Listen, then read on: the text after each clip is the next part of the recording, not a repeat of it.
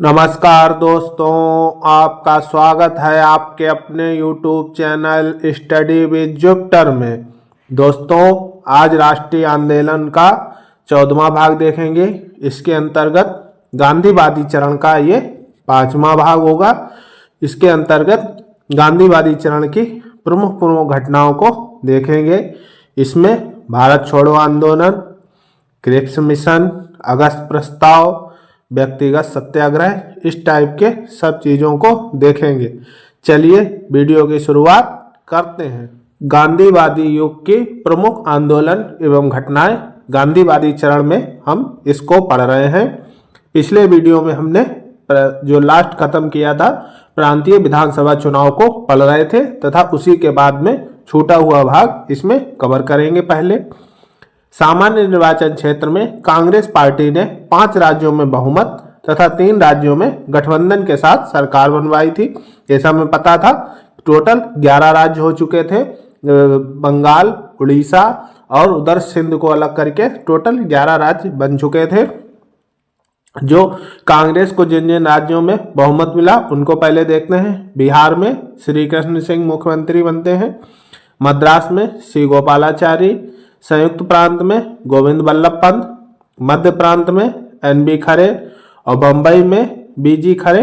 ये कांग्रेस इसमें बहुमत पाती है। और बंगाल में मुस्लिम लीग ने फजल हक के नेतृत्व में कृषक प्रजा पार्टी के साथ गठबंधन करके बनाते हैं। इसमें फजल हक है, वो मुख्यमंत्री बनते हैं। असम में मोहम्मद सादुल्ला बनते हैं। उड़ीसा में BN दास बनते हैं। उत्तरी पश्चिमी प्रांत में डॉक्टर खान साहब बनते हैं। पंजाब में सिकंदर हयात खां बनते हैं। और सिंध में अल्लाह बख्श, ये उस टाइम के प्रांतों के मुख्यमंत्री या प्रधानमंत्री कह सकते हैं, ये प्रमुख थे। चलिए अब इसी क्रम में आगे बढ़ते हैं और देखते हैं आगे की कड़ियों। हरिपुरा का कांग्रेस अधिवेशन 1938। भारतीय राष्ट्रीय कांग्रेस का हरिपुरा अधिवेशन 51वां अधिवेशन था। ये 51 नंबर का अधिवेशन था। 1938 में गुजरात के सूरत जिले में हरिपुरा गांव में आयोजित किया गया था। इसकी अध्यक्षता सुभाष चंद्र बोस ने की थी। ये सुभाष चंद्र बोस जी ने इसकी अध्यक्षता की थी। राष्ट्रीय एवं अंतर्राष्ट्रीय मामलों से संबंधित प्रस्ताव इसमें पारित किए गए थे। इसी अधिवेशन में नेहरू की अध्यक्षता में राष्ट्रीय योजना समिति का भी गठन होता है, नेहरू जी की अध्यक्षता में। चलिए अब अगला देखते हैं कांग्रेस का त्रिपुरी अधिवेशन 1939 का। मध्य प्रदेश के त्रिपुरी में यह अधिवेशन होता है।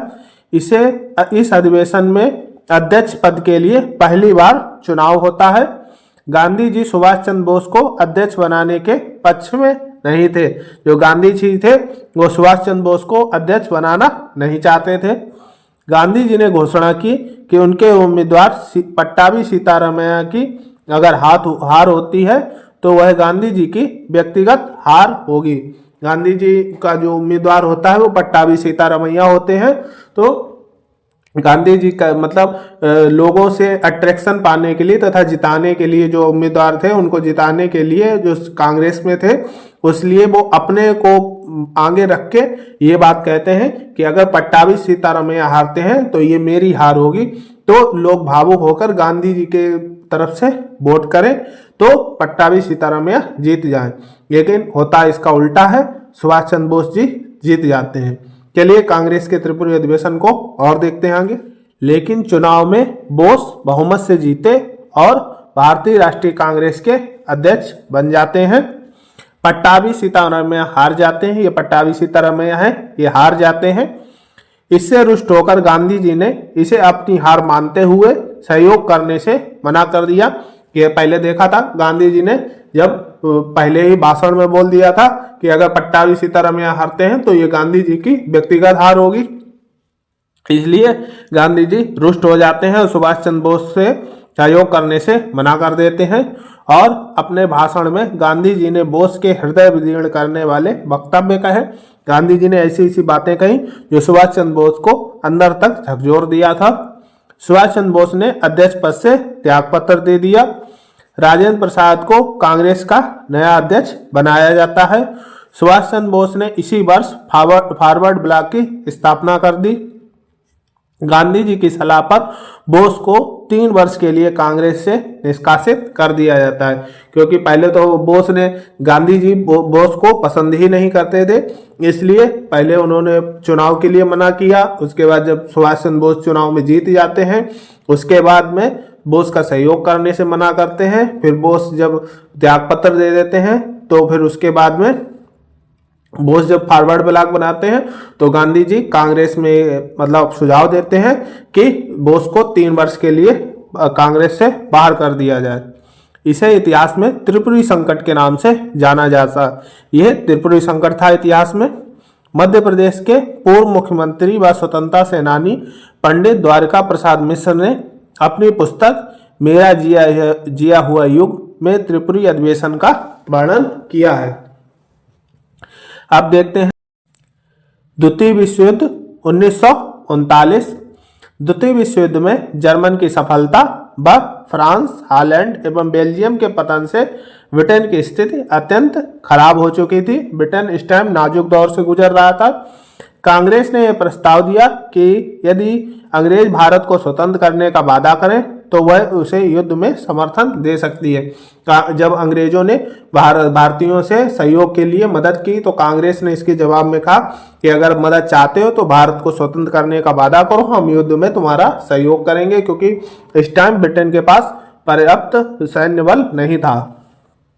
इसके जवाब में वायसराय लिथगो ने 8 अगस्त 1940 को अपना अगस्त प्रस्ताव पारित किया। जो वायसराय लिथगो था, इसके कारण ही हमने पीछे देखा था, बहुत बुद्धिमान व्यक्ति था। इसी के कारण भारत लगभग 4 या 5 साल बाद आजाद हुआ, वरना ये 4-5 साल पहले ही आजाद हो गया होता। चलिए अब देखते हैं लिथगो का अगस्त प्रस्ताव। अगस्त प्रस्ताव 1940। वायसराय लिथगो ने 8 अगस्त 1940 को यह प्रस्ताव पारित किया, इसीलिए इसे अगस्त प्रस्ताव के नाम से जाना जाता है। वायसराय की कार्यकारी परिषद में भारतीयों की संख्या बढ़ाई जाएगी। युद्ध के बाद भारत को डोमिनियन स्टेट का दर्जा दिया जाएगा। भारत में प्रतिनिधि प्रकृति के आधार पर संविधान बनाया जाएगा। नए संविधान को बनाने की जिम्मेदारी भारतीयों की होगी। अल्पसंख्यक को आश्वासन दिया कि बहुसंख्यकों को सत्ता हस्तांतरित नहीं किया जाएगा। युद्ध जैसी स्थितियों पर सलाह देने हेतु एक सलाहकारी युद्ध एवं संघर्ष आयोग की स्थापना की जाएगी।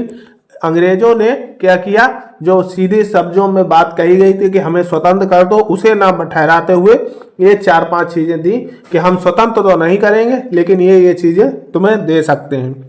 कांग्रेस और मुस्लिम लीग इस प्रस्ताव को अस्वीकार कर देते हैं। कांग्रेस ने इस प्रस्ताव को ठुकराते हुए इसकी तुलना दरवाजे में जंग लगी हुई कील से की है। नेहरू ने कहा, डोमिनियन स्टेट्स का मुद्दा पहले ही अप्रासंगिक हो चुका है। जो डोमिनियन स्टेट देने की बात तो पहले भी की जा चुकी है, लेकिन हमें डोमिनियन स्टेट नहीं चाहिए, हमें तो पूर्ण स्वराज चाहिए। मुस्लिम लीग ने प्रस्ताव में अल्पसंख्यकों के संबंध में दिए गए आश्वासनों का स्वागत किया, परंतु प्रस्ताव में पाकिस्तान की मांग स्पष्ट रूप से स्वीकार न किए जाने के कारण लीग ने प्रस्ताव को अस्वीकार कर दिया। जो पाकिस्तान शब्द है, पिछले वीडियो में हमने पढ़ा था, गोलमेज सम्मेलनों के दौरान पाकिस्तान शब्द सबसे पहले उभर के आता है। वो अलग प्रांत के बारे में कोई चर्चा इसमें नहीं की गई थी। 17 अक्टूबर 1940 को ब्रिटिश नीतियों के विरोध में गांधी जी ने व्यक्तिगत सत्याग्रह आरंभ कर दिया। इस प्रकार से अगस्त प्रस्ताव खत्म होता है और व्यक्तिगत सत्याग्रह प्रारंभ होता है। चलिए अब देखते हैं व्यक्तिगत सत्याग्रह को। व्यक्तिगत सत्याग्रह 3 सितंबर सन 1939 को वायसराय लिथगो ने यह घोषणा की कि भारत भी द्वितीय विश्व युद्ध में सम्मिलित है। इस सत्याग्रह में महात्मा गांधी के द्वारा चुना हुआ सत्याग्रही पूर्व निर्धारित स्थान पर भाषण देकर गिरफ्तारी देता था। भाषण से पूर्व सत्याग्रही अपने सत्याग्रह की सूचना जिला मजिस्ट्रेट को भी देता था।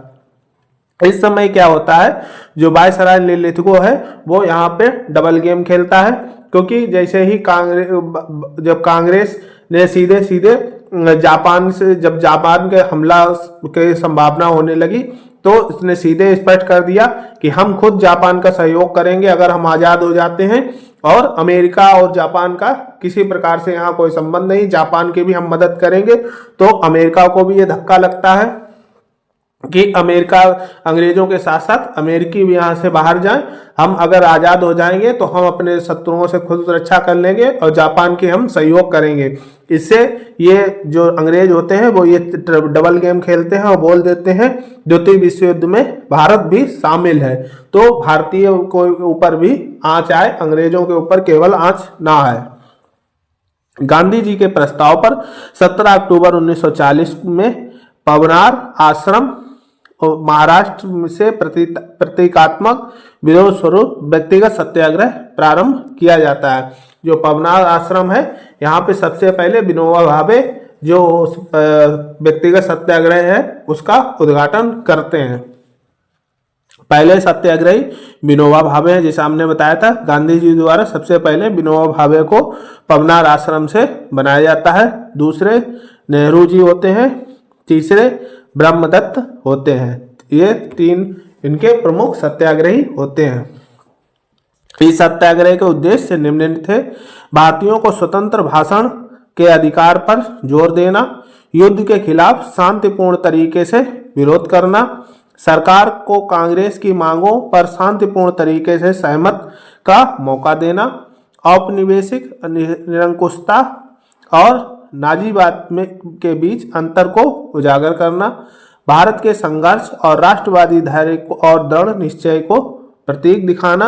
व्यक्तिगत सत्याग्रह आंदोलन जनवरी 1942 तक चलता है। ये व्यक्तिगत सत्याग्रह के दौरान की एक तस्वीर आप देख सकते हैं, ये जनवरी 1942 तक चलता है। चलिए अब आगे। और क्रिप्स मिशन जनवरी 1942 में जब व्यक्तिगत सत्याग्रह खत्म होता है, उसके बाद क्रिप्स मिशन भारत आता है।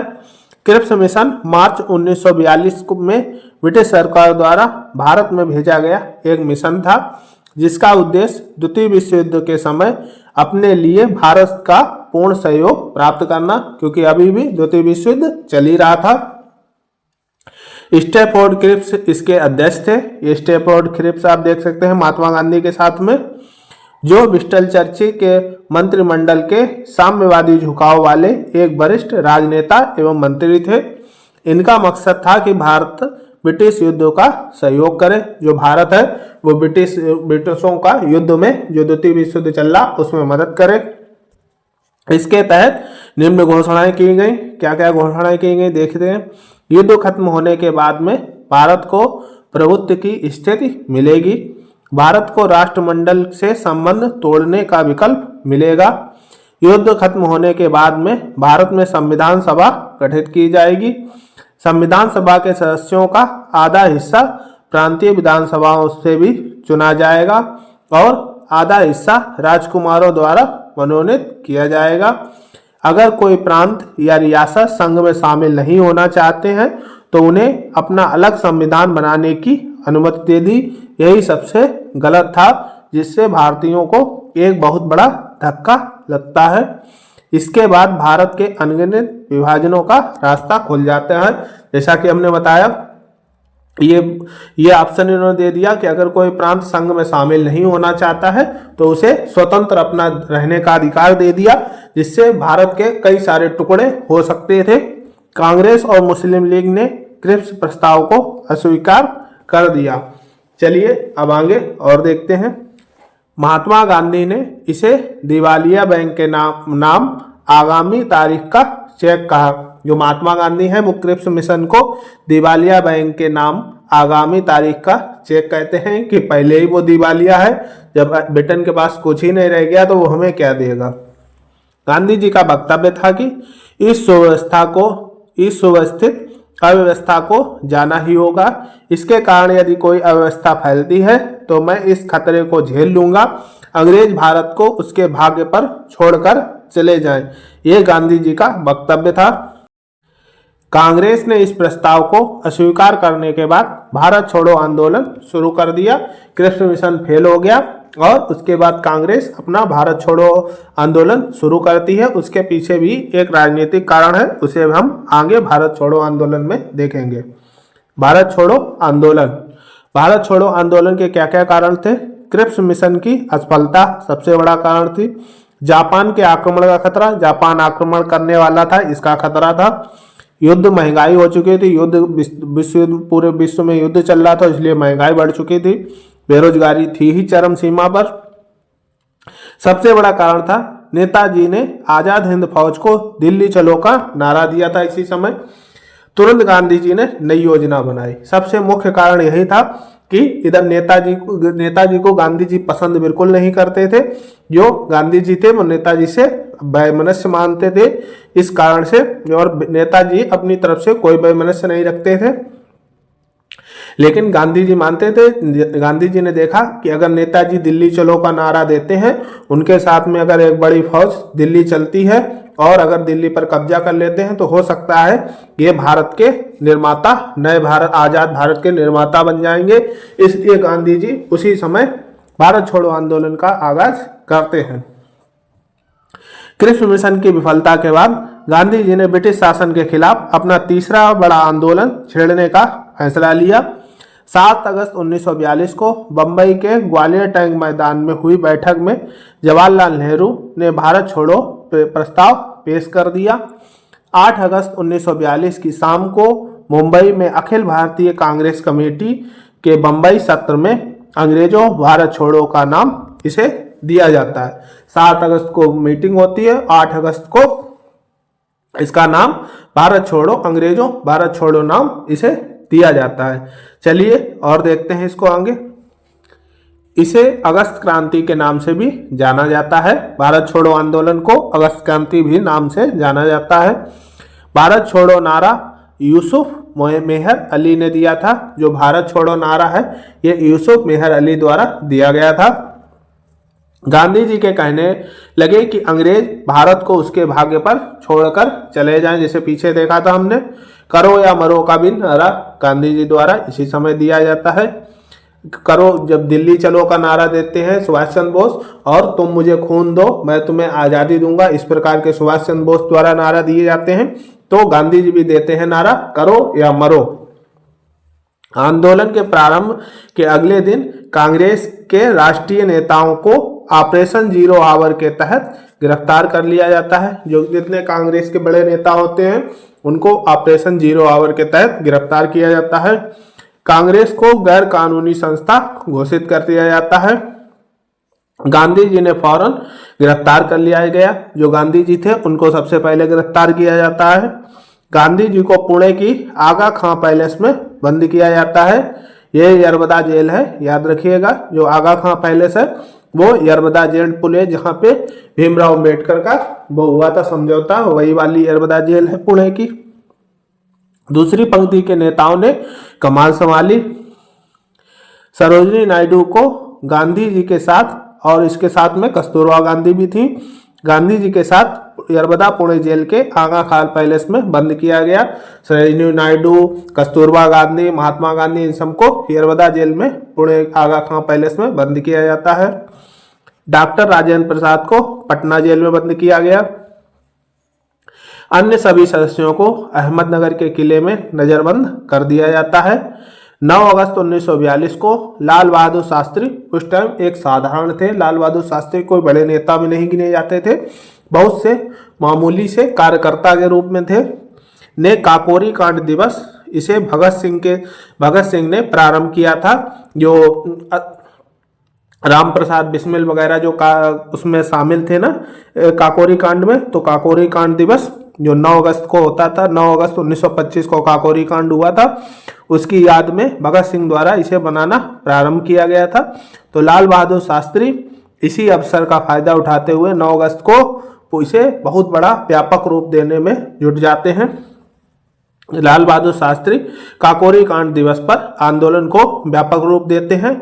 19 अगस्त 1942 को लाल बहादुर शास्त्री गिरफ्तार हो जाते हैं, क्योंकि लाल बहादुर शास्त्री इतने फेमस नेताओं में नहीं थे शामिल, इसलिए लाल बहादुर शास्त्री देर से गिरफ्तार हो पाते हैं। चलिए और देखते हैं इसे आगे। जयप्रकाश नारायण को हजारीबाग जेल में रखा गया, जहां से वह दीपावली की रात भाग निकलते हैं। जो जयप्रकाश नारायण है वो हजारीबाग जेल में बंद कर रखा जाता है। वहां से वो दीपावली की रात में पटाखों वटाखों सब थी उस टाइम पे ये निकल लेते हैं। नेपाल जाकर आजाद दस्ता का गठन किया और अंग्रेजों से गोरिल्ला युद्ध प्रारंभ कर देते हैं। कई स्थानों पर समानांतर सरकार बनती है। बलिया में चित्तू पांडे सरकार बनाते हैं, मेदिनीपुर में सतीश सावंत बनाते हैं, सतारा में नाना पाटिल और बाई वी चौहान ये सरकार बनाते हैं और सतारा की सरकार सबसे लंबी सरकार चलेगी। ये भी हमें देखने को आगे मिलेगा। अरुणा आसफ अली ने बंबई से अंग्रेजों के खिलाफ भूमिगत कार्रवाई की। एक कांग्रेस रेडियो की स्थापना हुई जिसकी उद्घोषिका उषा मेहता थी। जापानी रेडियो से बोलते हुए सुभाष चंद्र बोस ने इसे अहिंसक गोरिल्ला युद्ध कहा।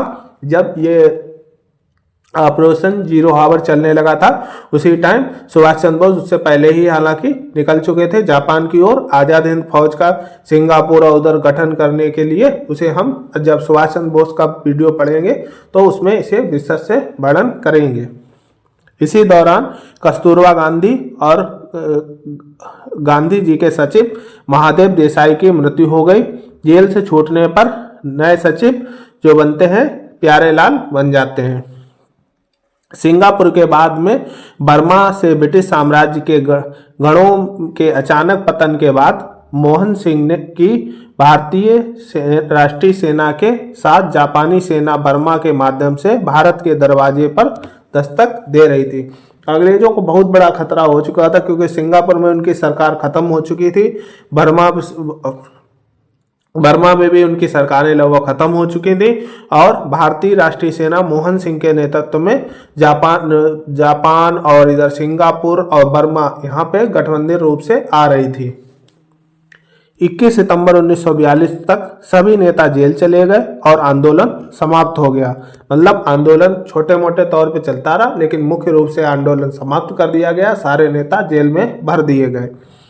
सरकारी आंकड़ों में 940 लोग मारे गए, 1630 घायल हुए, 18,000 नजरबंद हुए और 60,229 गिरफ्तार हुए, जबकि गिरफ्तार हुओं का आंकड़ा लगभग 90,000 या 1 लाख से ऊपर का भी बताया जाता है। इसमें सरकारी आंकड़ों में कम दिखाया गया था।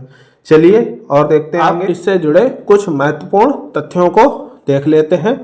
कस्तूरबा गांधी की मृत्यु आगा खां पैलेस में हुई थी, जैसा हमने बताया था। जहां पर उन्हें बंद किया जाता है, नजरबंदी या बंद किया जाता है, वहीं पर उनकी मृत्यु होती है। वहां पर सरोजिनी नायडू और उन्हीं के साथ में महात्मा गांधी भी बंद थे। फरवरी 1943 में गांधी जी ने 21 दिवसों का उपवास रखकर अंग्रेजों के दमनकारी नीति का विरोध किया। 11 अगस्त 1942 को पटना सचिवालय में झंडा फहराने के दौरान KDMW जी आर्चर के आदेश पर गोली चलाने से 7 छात्रों की मृत्यु हो जाती है। तामलुक के समानांतर सरकार ने सशस्त्र विद्युत वाहिनी का गठन किया। ये याद रखिएगा, सशस्त्र विद्युत वाहिनी का गठन किया जाता है तामलुक द्वारा। सतारा की समांतर सरकार सबसे लंबी चलने वाली सरकार थी। भारत छोड़ो आंदोलन को इतिहास में अगस्त क्रांति इस नाम से बहुत सारी ट्रेनें चलती हैं आज भी अगस्त क्रांति के नाम से। जन आंदोलन, गांधीवादी हिंसक आंदोलन, नेतृत्वकर्ता आंदोलन, भारत के स्वतंत्रता संग्राम की अंतिम लड़ाई, स्वतः स्फूर्त आंदोलन के नामों से भी जाना जाता है। जो भारत छोड़ो आंदोलन है उसे इतने सारे नामों से भी जाना जाता है। आज के लिए इतना ही रखते हैं। आगे के जो भारत आज़ादी का भारत होगा उसे हम अगले वीडियो में देखेंगे और गांधी जी की मृत्यु तक उसमें देखेंगे। उसी के साथ बहुत सारे वीडियो गांधी जी के लगभग समाप्त हो जाएंगे। वीडियो अच्छा लगा हो तो लाइक करें, सब्सक्राइब करें तथा शेयर करें। आज के लिए इतना ही, धन्यवाद।